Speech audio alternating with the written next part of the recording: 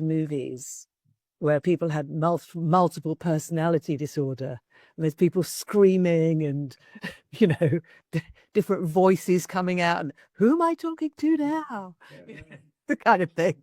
And it was very exciting and fascinating and everything. But as you say, it did kind of divide everyone into, you know, the sane people who are just one person and the bonkers people who've got all these different parts. We've come a long way since then, haven't we? We have, and importantly so as well. I was reading an article the other day, obviously, that was in alignment with this, very much the case that psychotherapy, you know, it hasn't had the greatest rap for a long time. Like, it's only recently people have now seen it as something that, oh, actually, I can access this and I can do this without being seen as somebody who can't handle their own things.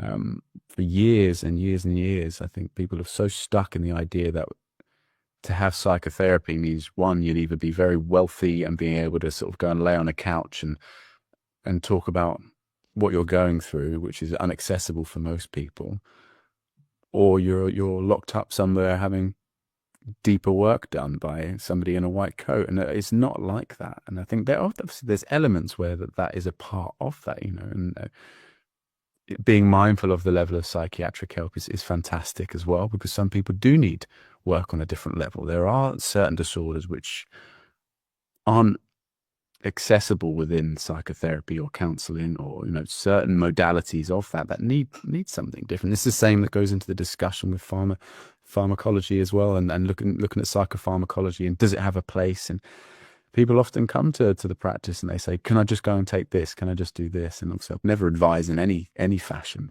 around that, but it's understanding that what I offer and how I do my thing, you know, it's not all the same. Like, it's changing that narrative on what can be done and what can be accepted is an important part. And I'm finding more so recently that is kind of where I'm angling my journey now, is to say, okay, right, I'm not just going to do the same thing. I'm not just going to do what everyone else is doing and sort of be the generic integrative psychotherapist and I'll just practice this way. I thought, no, I want to take what I've done and been through, and I want to utilize that in a way that it really does make a difference in some way, even if to one person. And going back to that, what makes it work in the parts work is because I am okay with accepting and explaining that I haven't got it all sorted out, but I understand the parts that I lay down, and those parts connect, and it's important to be honest about that, and that level of radical candor that comes with that.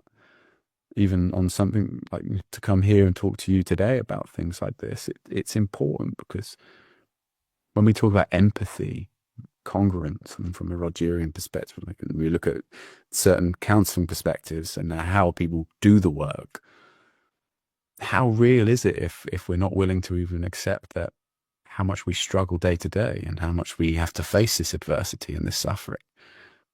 I think it's important to recognize that first and foremost. Absolutely. And I just love the way you know, tell me if I'm wrong, but the impression